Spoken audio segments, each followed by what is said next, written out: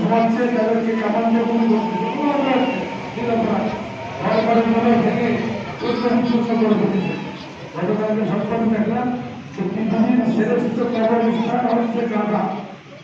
গাধা এই যে জায়গাটা পরিস্থিতি, এই জায়গাটা হচ্ছে পৃথিবীর সবচেয়ে বড় কবরস্থান। মানে হাজার হাজার মানুষ মরে আছে, গলিতে বোমাতে তাদের শরীর ঠান্ডা হয়ে গেছে, চলে গেছে, এদের কোনো কাফন দাফন হচ্ছে না। এরকম নেই, কাফন দাফন কি করে অমর করার লোক নেই, এখন বড়ানোর লোক নেই, জানাতে বড়ার লোক নেই, এই অবস্থা হয়েছে।